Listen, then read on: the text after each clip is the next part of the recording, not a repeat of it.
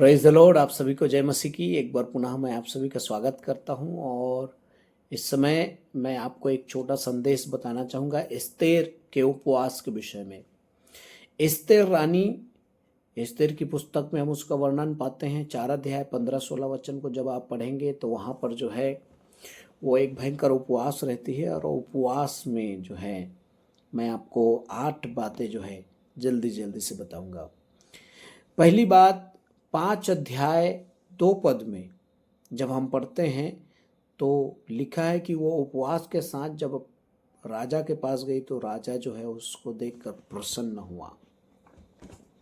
Esther 5 अध्याय आप निकाल कर पढ़ सकते हैं और आपको समझ में आएगा कि एस्तेर जो है उपवास, एस्तेर के उपवास के कारण, क्योंकि राजा जो है अपने राजमहल में चला गया था और वहाँ किसी को जाने की इजाज़त नहीं थी, लेकिन वो जो है वहाँ पर गई हिम्मत करके और राजा प्रसन्न हुआ। उपवास जब आप और मैं करते हैं तो अपने परमेश्वर जो हमारा राजाओं का राजा है हम उसे प्रसन्न करते हैं।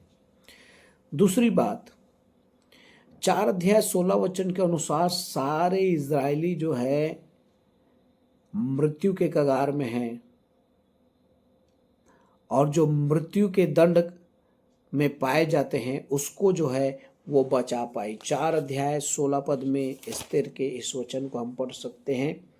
तू जाकर सुसन के सब यहूदियों को इकट्ठा कर और तुम सब मिलकर मेरे निमित्त उपवास करो। 3 दिन रात कुछ न खाओ और कुछ न पियो। मैं भी अपने सहेलियों के साथ उसी ऋतु से उपवास करूंगी। ऐसी दशा में मैं नियम के विरुद्ध राजा के पास भीतर जाऊंगी और यदि नष्ट हो गई तो हो गई।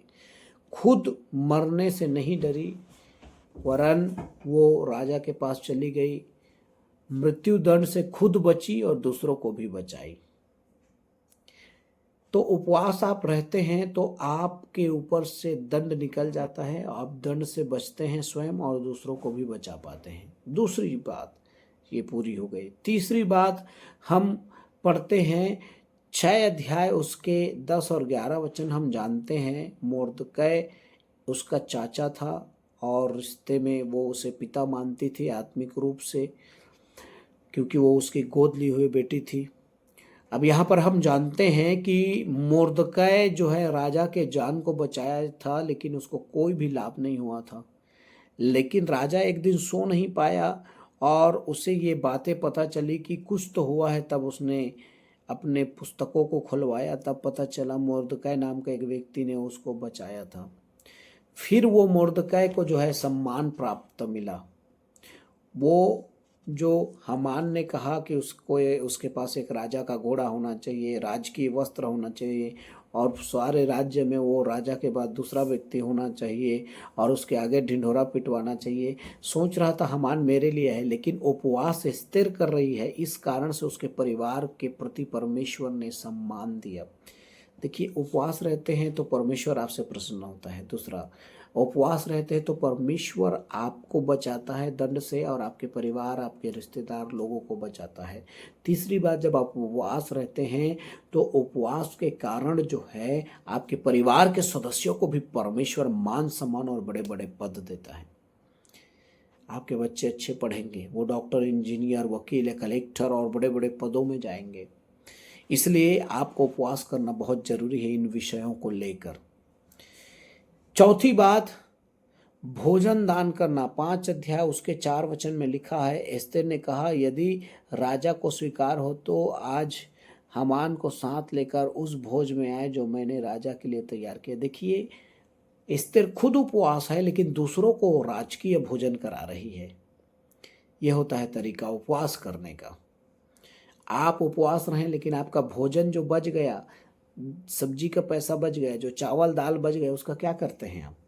भूख हड़ताल में हमारे घर में बचता है, लेकिन दान करना बहुत ज़रूरी है। जब आप उपवास करते हैं तो उस भोजन को, उस रोटी को, उस सब्जी को जिसे आपको खाना था लेकिन उसे आपको दान करना है। पांचवी बात, 127 प्रदेशों में यहूदी लोग फैले हुए थे और सारा जाति को जो है हामान मार डालने की योजना बनाया था। 7 अध्याय उसके 3 वचन में ऐसा लिखा है, एस्तेर रानी ने उत्तर दिया, हे राजा, यदि तू मुझसे प्रसन्न है और राजा को यह स्वीकार है तो मेरे निवेदन से मुझे और मेरे मांगने से मेरे लोगों को प्राणदान मिले। और ऐसा हुआ। एस्तेर के पूरे समाज, उसके लोगों को, जिसे वो छिपा कर रखी थी कौन से जाति की है, आज उसके जाति के हर एक लोग, उसके समाज के हर एक लोग जो 127 देशों में फैले थे, प्रांतों में, राज्यों में फैले थे, वो सब बच गए। तो ये है उपवास का तरीका। आप उपवास करते हैं, आपके दूर दूर के रिश्तेदार, आपके जाति, आपके समाज, आपका गांव जो है बचाया जाएगा प्रभु में। 8 अध्याय उसके 7 और 8 वचन में हम 6वीं बात पढ़ते हैं, तो अंगूठी देकर जो है एस्तेर रानी को अधिकृत करता है राजा कि जा तो अपने लोगों को बचा ले। यहाँ पर अधिकार मिलता है हमें। एस्तेर जो है जबरदस्त उपवास करी और उपवास के कारण जो है उसे अधिकार मिला। 3 दिन 3 रात उन्होंने उपवास किया था, रात को भी नहीं खाया, दिन को भी नहीं खाया। हम लोग तो हमेशा रात को खा लेते हैं, लेकिन पूरा उपवास कीजिए, इसमें बहुत मजा है। कोई बात नहीं, लंबा नहीं कर पाते, लेकिन 3 दिन 3 रात महीने में कम से कम एक बार और जरूर करें। 7वीं बात, शत्रुओं का योजना निष्फल हो गया। 8 अध्याय उसके 9, 10, 11 पद को आप पढ़ें। शत्रु हामान जो है सबको नाश करना चाहता था, लेकिन उसका उल्टा हो गया। सब इजरायली लोग अपने शत्रुओं को मारने लगे। और 8वीं और अंतिम बात, शत्रुओं पर 2 दिन नहीं, 2 दिन तक प्रबल रहें, वरन एक और दिन भी उन्हें मारने का अधिकार दिया। मतलब 3 दिन तक प्रबल था।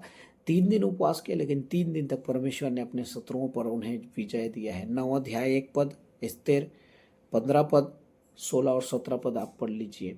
तो 8 बातें मैंने बताया है। पहला, जब आप और मैं उपवास करते हैं तो जैसे एस्तेर रानी से राजा प्रसन्न हुआ, वैसे ही परमेश्वर आपसे और मुझसे प्रसन्न होता है। दूसरी बात, जब हम उपवास करते हैं तो एस्तेर रानी अपने आप भी बच पाई और दूसरों को भी बचा पाई मृत्यु दंड से। वैसे ही आप और मैं हर एक मृत्यु से, संकट से, दुख से बचते हैं जब हम उपवास करते हैं। तीसरी बात, परिवार के लोगों को सम्मान मिलता है, जैसे मोर्दकै को सम्मान मिला रानी के उपवास के कारण, एस्तेर के उपवास के कारण।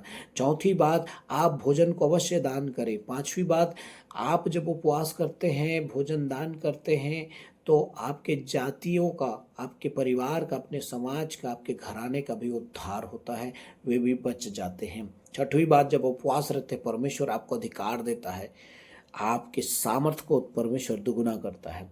7वीं बात, शत्रुओं का योजना जो आपके ऊपर, आपके परिवार, आपके कार्यों के ऊपर चलता रहता है धीमी गति से या योजनाबद्ध शैतान की, वो सब खत्म हो जाता है। और 8वीं और अंतिम बात, आप अपने शत्रुओं पर जय विजय प्राप्त करते चले जाएंगे। 1 दिन नहीं, 2 दिन नहीं, 3 दिन तक परमेश्वर आपको बहुत आयास से आशीष दे। ये 3 दिन सैकड़ों वर्षों तक परमेश्वर आपको दे, आशीष दे कि आप शत्रुओं पर विजय प्राप्त करते जाए। God bless you. जय मसीह की।